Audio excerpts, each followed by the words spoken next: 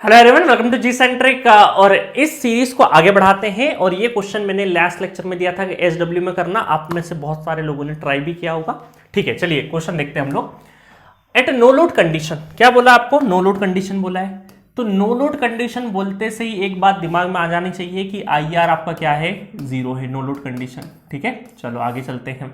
A three-phase 50 Hz lossless power transmission line has a sending end voltage and receiving end voltage फला दे रखा है। Assuming the velocity of traveling wave to be velocity of light। ये जो traveling wave है ये velocity of light के बराबर है। The length of the line in kilometer is। अब देखिए दो तीन चीजें मैं बहुत शॉर्ट में आपको बताता हूं। देखिए क्या होगा कि जो ट्रेवलिंग वेव, ये ट्रांसमिशन लाइन है, इसके अंदर ट्रेवलिंग वेव जनरेट कैसे होती है। तो जब मैं ट्रांजिएंट फेनोमेनन पढ़ाऊंगा ना, बहुत डिटेल में तो नहीं जाएंगे, एक शॉर्ट समरी बताऊंगा, बट मैंने फुल कोर्स में बहुत डिटेल में ट्रांजिएंट फेनोमेनन पढ़ाया है। देखिए क्या होता है। ट्रांजिएंट फेनोमेनन का मतलब है कि बहुत कम टाइम में ज्यादा चेंजेस है ना। ये तो नेटवर्क थ्योरी से हम जानते आए थे। अभी मैं पढ़ाऊंगा भी आगे एक लेक्चर में ट्रांजिएंट फेनोमेनन के बारे में थोड़ा समराइज बता दूंगा। अब उसमें होता क्या है कि लाइटिंग स्ट्रोक और स्विचिंग सर्जेस है। और लाइटिंग स्ट्रोक और स्विचिंग सर्जेस दोनों से क्या होता है, जब भी ऐसे शार्प चेंजेस होते हैं, कम टाइम में बहुत लार्ज चेंजेस होते हैं अगर हमारी लाइन में, तो इसका मतलब इस लाइन के अंदर क्या होती है कि वेव प्रोपोगेट होती है। इस वेव को हम लोग ट्रेवलिंग वेव बोलते हैं।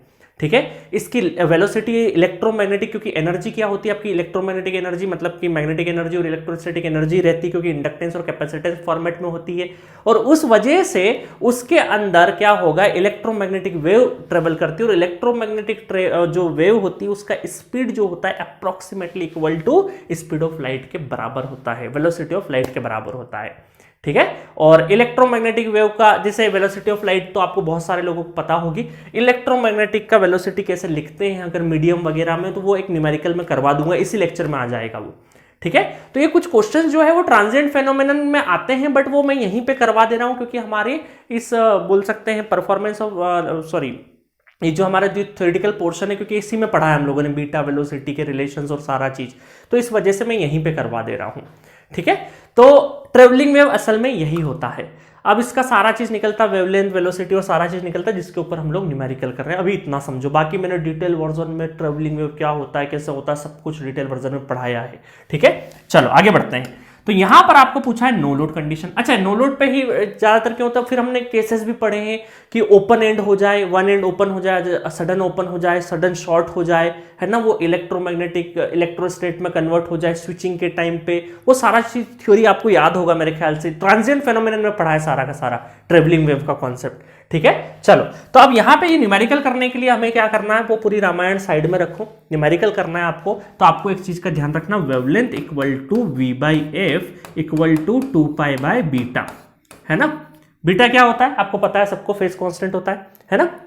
ये रिलेशन आपको पता होना चाहिए, इस रिलेशन से आप सारे न्यूमेरिकल कर ले जाओगे। अब देखो यहां पर क्या हुआ, इस न्यूमेरिकल के हिसाब से चले तो वेलोसिटी ऑफ लाइट तो हमें पता है, चलो ठीक है sir, velocity of light 3 × 10⁵ kilometre per second, है ना, kilometre per second, divided bye frequency कितना है, फ्रीक्वेंसी हमारा 50 हर्ट्ज, चलो 50 हर्ट्ज फ्रीक्वेंसी भी आ गया, equal to 2 pi divided by beta.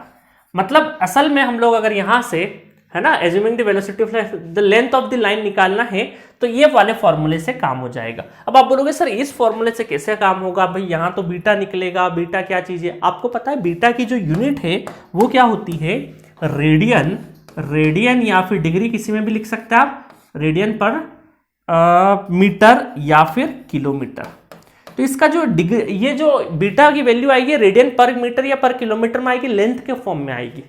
ठीक है, यहां पे तो बस हम लोग यहां पे रखेंगे बीटा की एक्चुअल वैल्यू, और या तो बीटा निकाल लोगे और फिर उसमें जो बीटा का एक्चुअल वैल्यू उससे रिलेट कर देंगे तो भी आंसर आ जाएगा, है ना। कहने का अभी थोड़ी देर में सब कुछ समझ में आ जाएगा आपको, समझ में आया। तो चलो अब यहां पे चलते हैं हम लोग कि चलो बीटा कैसे निकालेंगे, बीटा होता क्या है। तो पहला क्वेश्चन इस वजह से मैं थोड़ा सा डिटेल में बता देता हूं। देखो बीटा होता क्या है, यहां पे हमारा propagation constant alpha plus j beta equal to, है ना, स्मॉल वाई स्मॉल जेड, है ना। इसको अगर हम लोग खोले यहाँ पे अल्फा प्लस जे बीटा, है ना, और यहाँ पे लॉसलेस है, लॉसलेस है तो ये हमारा रियल पोर्शन हटा देते हैं ना, रियल पोर्शन को हटा देते हैं, डायरेक्टली हम लोग क्या लेते हैं, जे बीटा लेते हैं, जे बीटा। और इसको अगर खोल दें हम लोग तो जे omega C, J omega L, ठीक है। और दोनों साइड में अगर हम लोग लेंथ का मल्टीप्लाई कर लें, ठीक है, लेंथ का मल्टीप्लाई कर लें तो ये क्या हो जाएगा देखिएगा, बीटा एल, और ये जो इमेजिनरी पोर्शन कंपेयर होके हट जाएगा दोनों, है ना, या तो बाहर निकाल के कैंसिल आउट भी कर सकते हो। और अंदर की साइड में क्या हो जाएगा, ये जो ओमेगा सी है ना, पर मीटर के लिए या पर किलोमीटर के लिए, तो लेंथ का मल्टीप्लाई हो जाएगा इसमें, और ये ओमेगा एल और लेंथ का मल्टीप्लाई हो जाएगा।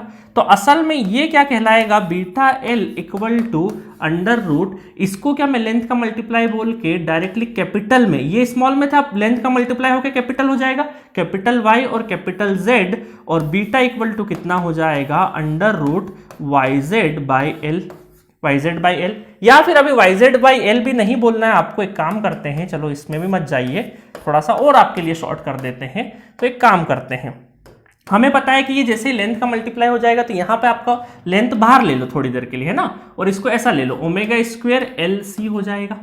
तो यहाँ पर beta L equal to omega square, है ना, ओमेगा स्क्वायर, और लेंथ को अंदर मल्टीप्लाई कर दें इंडक्टेंस और कैपेसिटेंस के साथ, तो ये स्मॉल नहीं कैपिटल वाले रहेंगे। इस चीज का ध्यान रखना, नहीं तो बहुत सारे स्टूडेंट कंफ्यूज हो जाते हैं। ये अभी जब लेंथ का मल्टीप्लाई नहीं हो रहा तब ये क्या है, पर मीटर में है, पर मीटर या पर किलोमीटर में। जैसे लेंथ का मल्टीप्लाई हो जाएगा तो कैपिटल एलसी हो जाएगा, ये कैपिटल एलसी हो जाएगा, ठीक है। इस चीज का ध्यान रखना, ये लेंथ कहां गया, इस लेंथ का मल्टीप्लाई हुआ तो वो कैपिटल, ये स्मॉल था अब कैपिटल में हो गया, इस चीज का ध्यान रखना, बहुत सारे स्टूडेंट कंफ्यूज हो जाएंगे। तो beta equal to omega square under root L C divided by length. अब आपका क्या काम है सर, ओमेगा तो हम बड़ी आसानी से निकाल लेंगे, 2 पाई एफ का स्क्वायर कर देंगे, एल और सी कहां से लेके आए सर, यहां पुट भी कर देंगे हम लोग, तो ये एल और सी हमें लेके आना है। अब देखो यहाँ एल और सी लाना है, इसका मतलब क्या है, आपको नो लोड कंडीशन दे रखी है और लॉन्ग ट्रांसमिशन लाइन है, इसका मतलब जो ए होता है हमारा वो हो जाएगा 1 plus Y Z by two, देखो इसको थोड़ा सा ओपन करते हैं, A equal to 1 plus Y को क्या लिख सकते हैं, J omega C J omega L divided by 2, तो ये कितना हो जाएगा, A equal to 1 minus omega square L C divided by 2। अब अगर हमें यहाँ पे ए आ जाए, ए अगर काम में आ जाए, अगर ए की वैल्यू निकाल ले हम किसी तरीके से, तो ये एक इक्वेशन बन जाएगी और यहां से हम लोग एल सी को निकाल सकते हैं, क्योंकि ए वैल्यू जब आ गई तो एल और सी का प्रोडक्ट ही अननोन रहेगा, और वो हमने निकाल लिया तो काम हो जाना है, ठीक है। चलो तो आगे बढ़ते हैं। ए निकालने के लिए हमने देखा कि हमारे पास क्या है कि V S equal to A V R plus B I R, इसका मतलब है कि नो लोड कंडीशन है, इसका मतलब क्या है कि I R equal to 0, no load दे दिया है तो यहां पर ए क्या आ जाएगा, V S divided by V R, V S divided by V R. और इस तरीके से अगर हम लोग यहाँ पे सेंडिंग एंड वोल्टेज और रिसीविंग एंड वोल्टेज दे रखे हैं हमें, सेंडिंग एंड कितना है हमारा, ये है 400, ध्यान से रखना है ना, है sending end and receiving end, मतलब 400 सेंडिंग एंड है और 420 रिसीविंग एंड है, मतलब ये 400 divided by 420, kilo kilo cancel हो गए, 1 minus omega square L C divided by 2। इसको सॉल्व करेंगे तो आ जाएगा 0.0952 equal to omega square L C, ठीक है, हमने कर दिया, 1 को भी इधर लेके आ गए, माइनस माइनस कैंसिल भी कर दिया, 2 का मल्टीप्लाई कर दिया। अब दोनों साइड में अंडर रूट कर दें अगर हम लोग तो 0.0952 और इधर भी अंडर रूट कर दे तो ओमेगा तो अंडर रूट से बाहर हो जाएगा और ये एलसी रह जाएगा, तो इसका मतलब ये 0.0952 है ना, और इसका अंडर रूट कर देंगे तो ये हो जाएगा 0.308 ओमेगा अंडर रूट एलसी की वैल्यू, ठीक है। और यहाँ पे ये पूरा का पूरा यहाँ पे हमारे पास ओमेगा अंडर रूट एलसी की वैल्यू आ चुकी है। ओमेगा अंडर रूट एलसी की वैल्यू जब आ गई है हमारे पास, ठीक है, तो यहां पर हम क्या करेंगे डायरेक्टली यहाँ पे, अच्छा यहाँ पे ये स्क्वायर हटा दो, स्क्वायर बाहर कर दिया ना हमने तो स्क्वायर हट जाएगा, तो इसका मतलब है कि डायरेक्टली अब हम क्या कर सकते हैं, बीटा इक्वल टू क्या लिख सकते हैं, ओमेगा अंडर रूट एलसी की वैल्यू 0.308 डिवाइडेड बाई एल, ठीक है। और अब इस पे यहाँ पे वैल्यू पुट कर देंगे तो 3 × 10⁵ डिवाइडेड बाई 50 × 2 पाई, और बीटा की जगह पे 308 रखेंगे तो 308 इस साइड में आ जाएगा, है ना, मल्टीप्लाई में 308 इक्वल टू, है ना, बीटा की जगह पे 308, ऊपर एल चले जाएगा तो एल इस तरीके से, तो एल इक्वल टू आ जाएगा 294.7 किलोमीटर, ठीक है। तो मैच कर रहा है आंसर क्या हमारा, ऑप्शन तो नहीं था, 294.7 किलोमीटर रेंज में ही होगा। मजा आया ये क्वेश्चन, देखो मैं थोड़ा सा इलोबरेट मैनर में इसलिए कराया क्योंकि बहुत सारे स्टूडेंट फॉर्मूला रटते, रटो मत, आप देखो जिस सीक्वेंस में गए, जिस नोटेशंस में, यहां पर बहुत बार स्मॉल और कैपिटल लेटर में कंफ्यूज होते हैं। स्मॉल मतलब पर किलोमीटर या पर यूनिट लेंथ, उसमें लेंथ का मल्टीप्लाई कर दोगे तो वो बन जाएगा आपका कैपिटल वाले, कैपिटल जेड और इस तरीके से बन जाएगा। ठीक है, तो आपको ये सारी चीज ध्यान रखना, बहुत अच्छा क्वेश्चन था ये, और यहां से हम लोगों ने बहुत सारे बेसिक्स सारी चीजें सीखी। ये फॉर्मूला एक गोल्डन रूल है, इसको ध्यान रखना। ठीक है, चलिए क्वेश्चन नेक्स्ट करते हैं हम लोग। Question number 43, the total reactance and total susceptance of a lossless overhead EHV lines operating at 50 Hz are given as 0.045 per unit और ये 1.2 per unit respectively. If the velocity of wave propagation is 3 × 10⁵ km per second, then the approximate length of the line. आसान question है ना, मुझे कराने की भी जरूरत नहीं है। रिएक्टेंस अगर बात करें, अगर हम लोग रिएक्टेंस मतलब कि जो हमारा x है बोले, z बोले या फिर jx बोले, बात एक ही है। तो इसका मतलब है कि x जो है ओमिक वैल्यू जो है वो है हमारी, है ना, या फिर एक काम करता हूँ z में बोलता हूँ क्योंकि आपको फॉर्मूला z वाला याद है। तो ये कितना है 0.045 और ससेप्टेंस, एडमिटेंस की बात हो रही है ना। ससेप्टेंस किसको बोलते हैं हम लोग, हमारा नेटवर्क थ्योरी में पढ़ा है ना अपन ने, ससेप्टेंस और ये सारा चीज कि रिएक्टेंस का उल्टा हमारा ससेप्टेंस होता है ना। y इक्वल टू वो ये y equal to G plus j X L, ये ससेप्टेंस होगा, है ना। इसको एक्सएल से डिनोट नहीं करते, बीएल से डिनोट करते हैं ससेप्टेंस। तो डायरेक्टली ये दे रखा, मतलब कि y दे रखा है आपको 1.2, क्योंकि लॉसलेस है तो रियल पार्ट तो 0 हो गया, है ना। तो कंफ्यूज मत हो जाना, नहीं तो ससेप्टेंस और क्या है ये तो आपने सिखाया नहीं। यहाँ पे ट्रांसमिशन लाइन में बहुत सारे क्वेश्चन इसलिए गलत हो जाते हैं कि स्टूडेंट को एग्जैक्ट नोटेशन नहीं पता या एग्जैक्ट चीज टर्मिनोलॉजी नहीं पता है ना। इसलिए हमने फुल कोर्स में छोटी छोटी चीजों में बहुत फोकस किया। इवन मैं रैंक बूस्टर में भी ऐसा पढ़ा रहा हूँ कि भाई किसी ने अगर फुल कोर्स बहुत थोड़ा अच्छे से भी नहीं पढ़ा हो, ठीक ठाक, चलो सर क्या बता रहे हैं, थोड़ा नींद भी आ रहा है, थोड़ा कॉन्सेप्ट ऊपर से भी गया, बट उस बच्चे को भी अच्छे से समझ में आ जाएगा, है ना। छोटी छोटी चीजें जहाँ पे गलती होने के चांसेस है वो पूरे के पूरे आप कवर कर ले जाओगे। तो यहां से अगर हमारा क्या आ जाएगा, वापस वही सारा ऐसे लेमडा v/f इक्वल टू 2π/बीटा, है ना। तो यहाँ पे बीटा जो है, बीटा क्या हो जाएगा √y/l, ये रख दोगे यहाँ पे, है ना। v पता है, सारा चीज पता है, तो लेंथ निकल आएगा। आई थिंक ये आ जाएगा 222 के आसपास आ जाएगा, है ना। एक बार चेक कर लेता हूँ, आई थिंक यही सी है आंसर, 222 बिल्कुल सही है। ठीक है, तो C is the correct option for this question. कर लोगे ना कैलकुलेशन, आसान है, आराम से हो जाएगी। नेक्स्ट क्वेश्चन देखते हैं। 800 kilovolt transmission line is having a per phase line inductance and per phase line capacitance. Ignoring the length of the line, the ideal power transfer capability in megawatt, है ना। अब देखो, मैंने फुल कोर्स में पढ़ा है कि SIL, सर्च इंपीडेंस लोडिंग को क्या बोलते हैं हम लोग, आइडियल कैपेसिटी ऑफ लाइन भी बोलते हैं। क्या बोलते हैं, आइडियल कैपेसिटी ऑफ लाइन भी बोलते हैं। तो असल में SIL का ही दूसरा नाम है पावर ट्रांसफर कैपेसिटी पूछ रहे हैं, आइडियल पावर कैपेसिटी पूछ रहे हैं। आइडियल क्यों लगाया, क्योंकि प्रैक्टिकल होता नहीं है, आइडियल वाला ही है सारा का सारा। तो आइडियल पावर ट्रांसफर कैपेबिलिटी मतलब कि SIL निकालना है। अब SIL निकालने में तो आप दुरुस्त हो कि SIL सर 800 का square v² divided by surge impedance. Surge impedance मतलब कि सर्ज इंपीडेंस में बहुत बार गड़बड़ होती है, L × 10⁻³ और 11.68 × 10⁻⁹, है ना। ये पावर में कई बार कंफ्यूजन हो जाता है बहुत सारे स्टूडेंट को। तो ये SIL आ जाएगा, इसको सॉल्व करेंगे तो आई थिंक 2085 आएगा, है ना। 2085 megawatt is the correct answer for this question. ठीक है, मजा आया, कर लोगे आसानी से, है ना। बहुत सिंपल क्वेश्चन था। चलो नेक्स्ट क्वेश्चन की तरफ बढ़ते हैं। Question 45, an extra high voltage transmission line of a length 300 kilometre can be approximated by a lossless line having a propagation constant b equal to 0.00127 radian per kilometre, then the percentage ratio of line length to the wavelength will be. मतलब आपको एक ratio पूछा है, उस ratio में line length आपको, है ना, और लेमडा वेवलेंथ दोनों का रेशो निकालना है और ऑप्शन दे रखे हैं। ठीक है, अब देखो यहाँ पे आप बोलेंगे सर बहुत कुछ तो इन्फॉर्मेशन दे रखी है, क्योंकि lambda equal to v/f equal to 2π/बीटा। लेंथ ऑफ लाइन तो हमें पता है डायरेक्टली सर कि यहाँ तो 300 किलोमीटर का आपको लेंथ ऑफ लाइन तो दे ही रखा है, सिर्फ लेमडा निकालना है।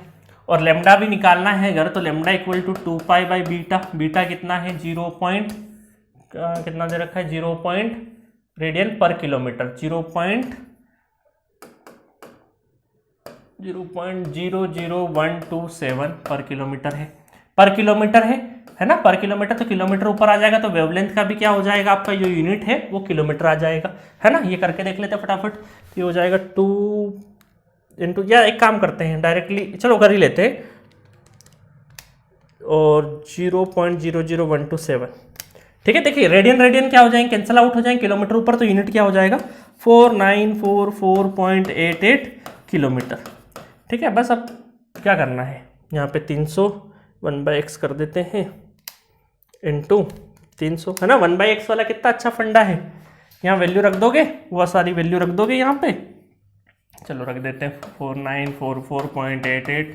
इंटू 100%, तो ये आ जाएगा परसेंटेज में 6.06%। D is the correct option for this question. मजा आया क्वेश्चन में, बहुत इजी क्वेश्चन था, बट ये कई बार चीजें अगर टर्मिनोलॉजी बहुत ज्यादा क्लियर नहीं है तो इस तरह के क्वेश्चंस कई बार टफ लगते हैं, ठीक है। और एक्सपेक्टेड है मुझे कि कुछ सालों में, 1-2 सालों में यहां से क्वेश्चंस आएंगे ही आएंगे। चलो नेक्स्ट क्वेश्चन देखते हैं। The surge impedance of a 400 kilometre long overhead line transmission line 400 for 200 kilometre length of the same line, the surge impedance will be. अब देखो एक चीज समझाता हूं मैं आपको, सर्ज इम्पिडेंस क्या होता है। Surge impedance is the under root of L और सी। किलोमीटर किलोमीटर कैंसिल हो जाते हैं, तो चाहे कोई से भी किलोमीटर के लिए एक बार सर्ज इम्पिडेंस अगर 400 किलोमीटर के लिए अगर हम लोगों ने ओवरहेड ट्रांसमिशन लाइन इज 400 ओम है फॉर 200 किलोमीटर, है ना, kilometre length of same line, line वही है, लाइन में चेंज नहीं हो रहा है, इसका मतलब सेम लाइन। जब तक हम लाइन का इंडक्टेंस और कैपेसिटेंस चेंज नहीं करेंगे, जब तक सर्ज इंपिडेंस चेंज नहीं होगा, surge impedance is independent to the length of the line. अब कई सारे स्टूडेंट दिमाग में, सर लेंथ जैसे जैसे बड़ा होगा इंडक्टेंस भी तो बढ़ते जाएगा, आपने बताया था लेंथ बढ़ता है तो सारा चीज बढ़ता है, बट यहां पे सेम लाइन लिख दिया, लाइन वही है, लाइन वही है ना, इस वजह से चीजें चेंज नहीं होगी, ध्यान रखना इस चीज का, है ना। तो इसका मतलब है कि surge impedance is independent to the length of the line, length of the line, ठीक है, क्योंकि सेम लाइन बोला है, लाइन अपना वो चेंज नहीं किया है, तो सर्ज इंपिडेंस कितना आ जाएगा, 400 ही आ जाएगा, है ना। थोड़ा इस छोटा क्वेश्चन था, मैंने करवा दिया ताकि बहुत सारे स्टूडेंट को ये कॉन्सेप्ट पता चल सके। For a 500 hertz frequency 50 kilometre short power line will be modelled as. अब आप बोलोगे सर 50 किलोमीटर है, इसका मतलब शॉर्ट ट्रांसमिशन लाइन में मॉडलिंग करेंगे, नहीं नहीं ऐसा नहीं है। हमने बताया था कि लेंथ से ज्यादा इंपॉर्टेंट है L इंटू एफ का रेशो, तो लेंथ कितनी है 50 किलोमीटर, फ्रीक्वेंसी कितनी है 500 हर्ट्ज, तो कितना हो गया 25, तो ये कितना हो गया 25,000, मतलब एल एफ अगर ग्रेटर देन 10,000 हो जाए तो ये काय में हो जाएगा, लॉन्ग ट्रांसमिशन लाइन में कंसिडर हो जाएगा। तो this is the correct answer for this question, ठीक है। इस चीज का ध्यान रखना, क्योंकि किलोमीटर देख के फ्रीक्वेंसी का भी उतना ही इंपॉर्टेंट रोल है, ठीक है। चलिए नेक्स्ट क्वेश्चन की तरफ बढ़ते हैं। The propagation constant of transmission line is this real और इमेजिनरी, मतलब ये क्या दे रखा है आपको, ये अल्फा प्लस जे बीटा दे रखा है, ये that is propagation constant. The wavelength of the travelling wave is, अब आप बोलोगे सर वेवलेंथ मतलब 2π बाई बीटा, 2π बाई बीटा, 2π दे रखा है, बीटा निकालना है, बीटा कितना 1.5 × 10⁻³ तो B is the correct answer for this question, है ना। ईएससी में पहले आईएएस हुआ करता था, इंडियन इंजीनियरिंग सर्विसेज, है ना। तो ये क्वेश्चन छोटे छोटे इसलिए कराना क्योंकि ये डेटा कभी आपने देखा हुआ नहीं रहता है, और एक बार देख लिया ना यहाँ पे क्वेश्चन आ जाएगा एग्जामिनेशन हॉल में, इस तरीके से आ जाएगा तो आपको पता रहेगा, हाँ सर ने बताया था अल्फा और बीटा होता है, क्योंकि ये नॉर्मल प्रैक्टिस में हमारे पास नहीं है क्वेश्चंस, गेट में भी फ्रीक्वेंट नहीं आते हैं, बट कभी आ गया तो सरप्राइज हो जाते हैं, छोटे छोटे क्वेश्चन भी बड़े बन जाते हैं। देखो कितना काम आ रहा है ये फॉर्मूला, है ना, lambda equal to we by F equal to 2π by beta, ये याद हो जाना चाहिए, 2π बाई बीटा, है ना। चलो आगे करते हैं और थोड़े से इंटरेस्टिंग क्वेश्चन करते हैं, छोटे छोटे क्वेश्चन है बट मजेदार है। अ transmission line has a electrical line length of 6 degree, if it is a 50 hertz system the line length is, और कोई भी डाटा नहीं दे रखा, 6 डिग्री दे रखा है। अब देखिए यहाँ पे कितना मजेदार है, ये इसको 6 डिग्री को क्या कंसिडर करें हम, इलेक्ट्रिक लाइन लेंथ 6 डिग्री दे दिया, इसको क्या बोलते हैं, कैसे करेंगे सब समझेंगे अपन, है ना। तो अब यहां पर देखिएगा कि ये जो है लाइन लेंथ जो है हमारा, बीटा जो अगर मान लो, अगर मैं देखूं अगर कि बीटा जो है वो उसकी यूनिट काय में होती है, रेडियन पर मीटर या किलोमीटर ले लो, चलो, है ना, किलोमीटर या फिर डिग्री पर किलोमीटर। एक ऐसी, जितने फॉर्मूले अभी तक हमने पढ़े हैं हमारे इस टॉपिक में, तो वहां पर एक ऐसा चीज है बीटा जहां पे जिसका यूनिट डिग्री पर किलोमीटर हो सकता है, और कोई हो सकता है क्या, नहीं हो सकता है। चलो यहीं से बात बनाते हैं। तो यहां का मतलब है, देखिएगा ध्यान से, कि इसका मतलब है कि बीटा को अगर मैं लिखूं थोड़ा सा, अगर यूनिट लिखूं तो डिग्री पर किलोमीटर को मैं लेंथ ऑफ लाइन लिख दूं, चलेगा? तो अगर मैं इसको करूं कि beta into L equal two degree, तो इसका मतलब है कि यहां से इस रिलेशन से हमें पता चल रहा है कि जो 6 डिग्री है ये असल में बीटा इंटू एल की वैल्यू है, बीटा इंटू एल की वैल्यू है। समझ में आ रहा है? बीटा इंटू एल की वैल्यू है, तो इसका मतलब है कि beta L equal to 6 degree है। और अगर मैं इसको रेडियन में कन्वर्ट कर लूं, है ना, डिग्री और रेडियन दोनों में हो सकता है, तो इसका मतलब है कि पाई बाय 180 से मुझे मल्टीप्लाई करना पड़ेगा। तो beta L equal to 6 degree degree cancel, 6 into 3.14 divided by 180। चलो यहां तक बात क्लियर है, ठीक है। अब हमें लाइन लेंथ निकालना है, तो v by F equal to 2 pi by beta, तो ये होता है कुछ नहीं दे तो 10 to the power 5 velocity of light per kilometre में जाए 50 हर्ट्स इक्वल टू 2 पाई, और बीटा कितना हो जाएगा, चलो ये पूरा सॉल्व नहीं भी करना है तो हम यहाँ पे ये कर सकते 6 इंटू पाई डिवाइडेड बाई 180, तो पाई से पाई कैंसिल हो गया, है ना। 3 into 10 to the power 5 divided by 50 equal to 2 into 180 divided by 6, 6 3 18, है ना। और ये हो जाएगा आपका 3 से ये 3 चल गया, तो तकरीबन कितना हो गया ये, अच्छा एल एल एल कहाँ जाएगा, इसके साथ में एल भी तो लगा है, बीटा एल, तो बीटा इक्वल टू पूरा नीचे एल भी आएगा ना इसके साथ में, चलो वहाँ मत लगाओ, है ना, एल मतलब 180 डिग्री के साथ में एल, तो ये एल ऊपर आएगा, तो एल इक्वल टू कितना बचेगा, देखो जो बचा है फटाफट लिख देते हैं। तो ये आपका बचा है 10 to the power 5 divided by 2 into 50 into 10, ठीक है। तो ये हो जाएगा 10 टू द पावर 5, 5 दूना 10, तो ये 10 इंटू 100, है ना, ठीक है। और तो ये चले गया, तो कितना बचा 10 टू द पावर 3 हट गया, 10 टू द पावर 2 मतलब 100 किलोमीटर, तो लेंथ ऑफ लाइन कितना हो गया 100 किलोमीटर, जस्ट कैलकुलेशन थी, ठीक है। तो ध्यान रखना डिग्री आ जाए तो क्या करने का है, वो वैल्यू क्या दे रखी है आपको, बीटा एल की वैल्यू दे रखी है। चलो नेक्स्ट क्वेश्चन की तरफ बढ़ते हैं। Question number 50, the velocity of travelling wave through a cable of relative permittivity 9 is. अब देखो मजेदार, आपको एक चीज बताता हूं मैं, वेलोसिटी जनरली हम लोग 1/√LC भी लिखते हैं, है ना, 1/√LC भी लिखते हैं, एक फॉर्मूला ये भी होता है, एक फॉर्मूला और होता है 1/परमिटिविटी, अगर देखें, है ना, परमिटिविटी और परमेबिलिटी की टर्म में अगर देखें तो म्यू और, है ना, म्यू आपका रिलेटिव परमेबिलिटी, और ये है नॉट रिलेटिव, सॉरी, परमेबिलिटी और परमिटिविटी, है ना। तो इसको अगर हम लोग खोलते हैं अगर थोड़ा सा, तो v इक्वल टू कितना होगा 1/μ0 μr, और यहां से एप्स r।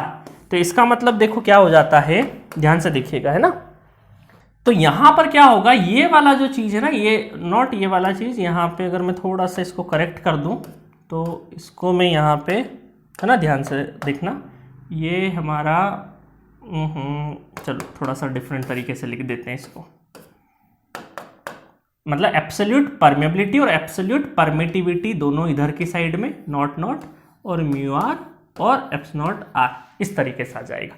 तो इसका मतलब है जब हम इसको कैलकुलेट करेंगे, इसको जब कैलकुलेट करेंगे इतने वाले पोर्शन को, कि म्यू नॉट क्या हो जाएगा 4 × 10⁻⁷, और ये क्या हो जाएगा एप्सिलॉन नॉट जो हो जाएगा वो आ जाएगा 8.854 × 10⁻12। इसको रखोगे अंडर रूट करोगे ऊपर ले जाओगे तो ये किसके बराबर हो जाता है 3 × 10⁸ मीटर पर सेकेंड के बराबर हो जाता है। मतलब किलोमीटर में करोगे तो 10⁵ किलोमीटर पर सेकेंड। तो इसको क्या हम ऐसा लिख सकते हैं कि 3 × 10⁵ kilometre per second divided by under root mu R और एप्सिलॉन आर। तो हो सकता है आपको रिलेटिव परमेबिलिटी दे के और इस तरीके से वेलोसिटी पूछ सकते हैं। तो ये फॉर्मूला आपको ध्यान में रखना है कि velocity of light divided by under root mu R epsilon R है ना, एप्सिलॉन आर। चलो बहुत प्रैक्टिस करी मैंने इसको बोलने की, एप्सिलॉन आर है ना, एप्सिलॉन नॉट है ना, इस तरीके से नेटवर्क में बताया मैंने तो इसका एक्चुअल प्रोनाउंसिएशन। तो अब यहां पर आप देखो, यहां पर आपको परमिटिविटी दे रखा है, ये तो दे नहीं रखा है, परमेबिलिटी तो नहीं दे रखा है, तो जो नहीं दे उसको क्या मानेंगे हम लोग 1 मान लेंगे। इसको दे रखा है 9, तो यहाँ पे रख देंगे तो कितना हो जाएगा 9 √9 का 3 से 3 कैंसल, तो 1 × 10⁻⁻, मीटर पर सेकेंड में पूछे तो 8 मीटर पर सेकेंड। बस आ गया आंसर हमारा। तो आपने देखा एक नया फॉर्मूला भी आपने यहाँ से, ऐसे आपके लिए नया नहीं है, ऑलरेडी बेसिक क्लासेस में हमने पढ़ रखे हैं, मतलब बेसिक क्लासेस 11-12 के टाइम पे भी ये सारी चीजें आती है, बट कई बार हम लोग भूल जाते हैं, गेट में ऐसे क्वेश्चन आ जाते हैं ना, तो कई बार हम सरप्राइज हो जाते हैं। ठीक है, चलिए एक लास्ट क्वेश्चन करते हैं इस लेक्चर का। Question 51, at a frequency of 80 megahertz, frequency कितना दे रखा है 80 मेगाहर्ट्ज दे रखा है ना, ध्यान रखना 80 मेगाहर्ट्ज, नहीं तो हमारी पावर सिस्टम में क्या आदत होती है 50 हर्ट्ज लेने की, है ना, by default. A lossless transmission line has a characteristics impedance दे रखा है आपको कितना 300 ओम दे रखा है। ठीक है, and a wavelength of 2.5 metre, lambda दे रखा है आपको 2.5 metre. Find the inductance in micro henry per metre and capacitance in pico farad. Pico मतलब कि पिको फेराड मतलब 10 to the power -12। ठीक है, पिको।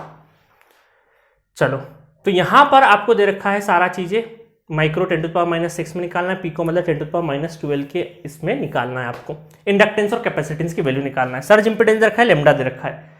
इसका मतलब हमें कहीं ना कहीं इंडक्टेंस और कैपेसिटेंस के फॉर्मेट में इक्वेशंस लेके आनी पड़ेगी, ये बात तय है। चलो 1 by 1 चलते हैं। सर्ज क्या दे रखा है आपको, कैरेक्टरिस्टिक इंपीडेंस दे रखा है। तो कैरेक्टरिस्टिक इंपीडेंस अगर आपको पता है, और ये होता है स्मॉल z/y, और अगर मैं इसको लॉसलेस के लिए देखूं तो L/c हो जाएगा, है ना। यही हमारा लॉसलेस के लिए तो कैरेक्टरिस्टिक्स बोलने को 300 ओम है, बट असल में वो सर्ज इंपीडेंस है क्योंकि लॉसलेस बोल दिया है ना, सर्ज इंपीडेंस हो गया ये असल में। तो ये चलो नोटेशन भी चेंज कर देते हैं। तो ये 300 दे रखा है और √L/c हो गया, तो दोनों साइड में स्क्वायर रूट कर देंगे, तो 300 का स्क्वायर L/c।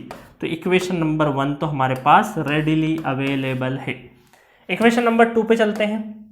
इक्वेशन नंबर 2 मतलब लेमडा इक्वल टू कितना हो जाएगा 2π/β, है ना। तो बीटा यहां से निकाल सकते हैं, बीटा 2π/2.5 दैट इज बीटा। और बीटा को हम क्या बोल सकते हैं, अभी हमने थोड़ी देर पहले देखा कि बीटा इक्वल टू, डेरिवेशन में देखा कि beta equal to omega √LC बोल सकते हैं, है ना। अभी डेरिवेशन किया था हमने थोड़ी देर पहले। तो इसका मतलब है कि यहां पर 2π/2.5 equal to omega 2πf √LC। तो इसका मतलब है कि यहाँ से कुछ ना कुछ कैंसिल हो गया, 2π कैंसिल हो गया। इसका मतलब है कि √LC को क्या हम ऐसा लिख सकते हैं कि 1/2.5 into frequency 80 into 10 to the power 6 mega, है ना, 6। तो ये फटाफट कैलसी से कर लेता हूँ मैं। ठीक है, तो ये कितना हो जाएगा, ये हो जाएगा आपका 2.5 into 80 into 10 to the power 6, और मैं 1/x कर देता हूँ, है ना। 1/x करके मजा आ रहा है कि नहीं। अरे यार, इसमें दूसरा वाला कैलसी आ गया, चलो हो जाएगा। कैलसी मेरे पास 2 टाइप के, तो उसमें ऑप्शंस अलग अलग जगह पे है ना, तो ये कई बार ऐसा हो जाता है, इसलिए वर्चुअल कैलसी को ही यूज करना, नहीं तो अब under root cubic root sir आपने देखा ही नहीं, बटन ही नहीं मिला, है ना। जब नया नया आया था ना वर्चुअल कैलसी, तो बहुत सारे स्टूडेंट ऐसा है कि सर हमको तो क्यूबिक रूट ही नहीं दिखा पूरे कैलकुलेटर में। कई बार समटाइम्स ऐसा होता है कि चीजें हमारी सामने होती है, हमें दिखाई नहीं देती है, ऐसा होता है प्रेशर सिचुएशन में, है ना। तो ये हो जाएगा हमारा, तो LC आ जाएगा 2.5 इंटू 10 to the power -17, है ना। इसको सॉल्व करेंगे तो अंडर रूट वगैरह सब मैंने सॉल्व कर लिया। तो ये 2 इक्वेशन आ गई है आपके पास। एक इक्वेशन ये है सेकंड इक्वेशन, और फर्स्ट इक्वेशन कौन सी है L/c। अब कर लोगे, दोनों को एलिमिनेट कर लोगे, ठीक है। तो 2 इक्वेशन है, दोनों को एक में C की वैल्यू उसमें पुट कर देना, इसका इसमें पुट कर देना, जैसा आपको श्रद्धा भक्ति वैसे सॉल्व कर सकते हो। दोनों इक्वेशन है आपके पास, L और C की वैल्यू आपको निकालनी है, तो बड़े आराम से सॉल्व कर सकते हो। मैं इसका आंसर बता देता हूं जो कि मेरे पास निकला हुआ है, दैट इज 16.67 पिकोफेरेड, 16.67 पिकोफेरेड, और इंडक्टेंस है 1.5, मतलब ये ऑप्शन आपका आ जाएगा, C ऑप्शन आ जाएगा, ठीक है। 16.67 और इंडक्टेंस, पहले क्या है इंडक्टेंस है, तो पहले 1.5, तो 1.5 और 16.6, 2 ऑप्शन मैच कर, नहीं 2 नहीं है, नहीं I think D is the correct answer. बहुत देखो ऑप्शंस बहुत ही ऐसे सजाए हुए हैं ना, बिल्कुल पॉइंट का इधर उधर डिफरेंस है, जल्दबाजी में गलत मत कर देना। 1.5 और 16.67 में भी एक बार चेक कर लो, 16.67 पिकोफेराड, ठीक है ना, क्योंकि एक 10 to the power माइनस इधर उधर हुआ तो वो आंसर में तब्दीली आ जाएगी। तो आंसर्स बहुत ही अच्छे तरीके से रखे, बहुत ही स्मार्टली रखे हैं। तो 1.5 माइक्रो, अच्छा मिली में है, माइक्रो माइक्रो है ना, माइक्रो में है, माइक्रो में निकाला 1.5 माइक्रो हेनरी पर मीटर और 16.67 इंटू 10⁻12 मतलब पिकोफेराड, है ना, ध्यान रखना इस चीज का कैलकुलेशन में। तो एट दिस नोट हमारे जितने भी जो वेलोसिटी, बीटा, लेमडा, इनके ऊपर जितने भी बेस्ट पॉसिबल क्वेश्चन बन सकते थे वो मैंने सारे के सारे करा दिए, इससे बाहर कुछ भी नहीं करना है आपको, ठीक है गाइस। तो नेक्स्ट लेक्चर में क्या करने वाले हम लोग, तो अब हमारा क्या हो गया, लाइन पैरामीटर खत्म हो गया है, परफॉर्मेंस ऑफ लाइन खत्म हो गया है, इस लेक्चर में परफॉर्मेंस ऑफ लाइन पूरी तरीके से हमारा खत्म हो गया। नेक्स्ट जो टॉपिक है हमारा वो बहुत ज्यादा इस पर्टिकुलर सेकेंड यूनिट में तो काम का नहीं है, जिसमें हम लोग पढ़ेंगे पावर फ्लो इक्वेशंस। तो पावर फ्लो इक्वेशंस हमारे पर्टिकुलर सेकेंड यूनिट में बहुत ज्यादा इंपॉर्टेंट नहीं है, ये इंपॉर्टेंट हमारा कहां बन जाता है, unit number 3 voltage control and power factor improvement में बहुत बन जाता है। तो अब जो ये जो दो जितने बड़े बड़े थे, हमारा बड़ा क्या था, लाइन पैरामीटर बड़ा सेक्शन था और परफॉर्मेंस ऑफ लाइन बड़ा सेक्शन था। अब ये जो ट्रेवलिंग वेव वाला जो ट्रांजिएंट फेनोमेनन हो गया, या फिर performance of not performance, power flow equations वाला जो टॉपिक है वो बहुत बड़ा नहीं है। पावर फ्लो का जो मैक्सिमम यूटिलिटी है वो कहां होगी, यूनिट नंबर 3 में होगी, ठीक है गाइस। तो मिलेंगे नेक्स्ट लेक्चर में जहां पे हम देखेंगे पावर फ्लो इक्वेशंस और उसके साथ एक दो न्यूमेरिकल भी उसके देखेंगे। Okay, thank you.